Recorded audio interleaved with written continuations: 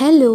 അപ്പോൾ എഴുത്ത് കണ്ടപ്പോൾ തന്നെ നിങ്ങൾക്ക് മനസ്സിലായിട്ടുണ്ടായിരിക്കുമല്ലോ, നാളെ എൻ്റെ ഫിസിക്സിൻ്റെ പ്രാക്ടിക്കൽ പബ്ലിക് എക്സാം കേട്ടോ, ഒറിജിനൽ എക്സാം.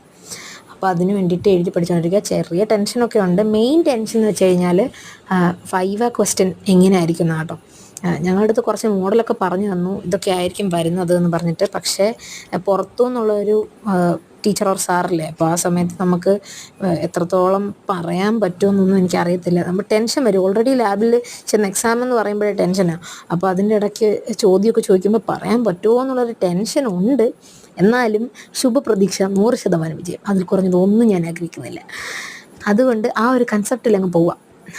ഇപ്പം ഞാൻ എന്താ എഴുതി പഠിക്കുന്നതെന്ന് വെച്ച് കഴിഞ്ഞാൽ, നാളെ എനിക്ക് ഉച്ച കഴിഞ്ഞുള്ള ഷിഫ്റ്റ് ആയതുകൊണ്ട് രാവിലെ വേണമെങ്കിൽ ഒന്നുകൂടെ എഴുതി നോക്കാം, ഇഷ്ടംപോലെ സമയം കിട്ടും. അതുകൊണ്ട് ഇന്നും രാത്രി ഇതെല്ലാം ഒരു ടൈം എഴുതി നോക്കണം. അത് കഴിഞ്ഞ് നാളെ രാവിലെ എഴുതി നോക്കി കഴിയുമ്പോൾ ഇതങ്ങ് ബൈ ഹാർട്ടാവും. ഓൾറെഡി ഞാൻ പഠിച്ചിട്ടുണ്ടായിരുന്നു.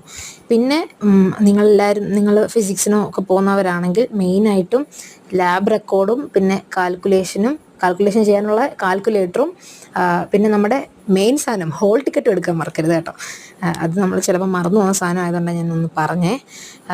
നാളെ പ്രാക്ടിക്കൽ ആർക്കൊക്കെ ഉണ്ടെന്നുള്ളത് കമൻറ്റ് ചെയ്യാൻ മറക്കല്ലേ. അപ്പോൾ എല്ലാവർക്കും ഒരു ഓൾ ദ വെരി ബെസ്റ്റ്. ഇത്രയുള്ള നമ്മുടെ ഇന്നത്തെ വീഡിയോ.